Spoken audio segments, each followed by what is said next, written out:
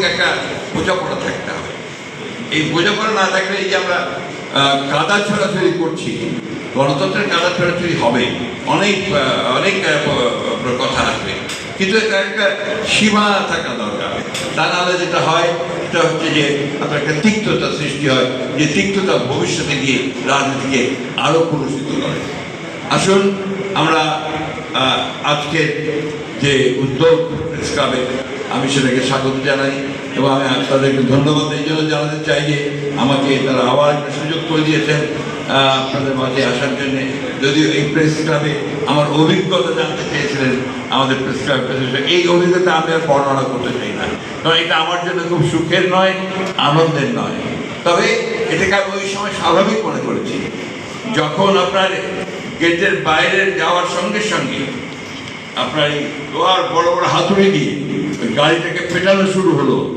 আমার তখন এর মধ্যে হয়েছে যে আর বোধহয় জীবন্ত অবস্থায় ফিরে যেতে পারবো না। যাই হোক, ফিরে আছি, আপনাদের সঙ্গে দাঁড়িয়ে কথা বলছি।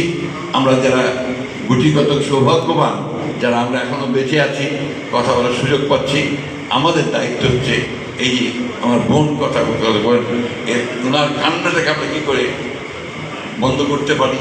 আমরা সেই শিশুটিকে আমরা কথা বলতে, উনি ছবি দেখালেন আপনার আমাদের যে শহীদ হয়ে গেছে। আরেকটা ছোট ছেলে কালকে আমার কাছে এসে হঠাৎ করে এসে আমাকে জড়িয়ে ধরেছে, ওর বয়স 6-7 বছর হবে। বলছে আমার মাথাটা না, খুলিটা নেই, খুলিটা প্লাস্টিকের, অর্থাৎ গুলিতে তার মাথায় খুলি চলে গিয়েছিল। পরে ডাক্তার সাহেব সেটাকে প্লাস্টিক দিয়ে আর্টিফিশিয়াল খুলি তৈরি করে লাগিয়ে দিয়েছে। এর চেয়ে বড় ত্যাগ আর কি হতে পারে?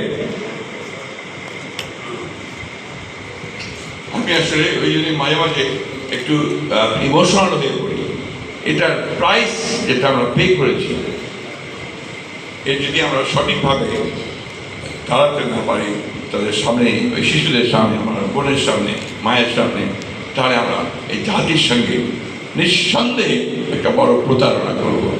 আমি আশা করব সেই পথে আমাদেরকে যেতে হবে না, আমরা নিঃসন্দেহে আমরা সামনের দিকে সুন্দর বাংলাদেশের দিকে এগিয়ে যেতে পারবো।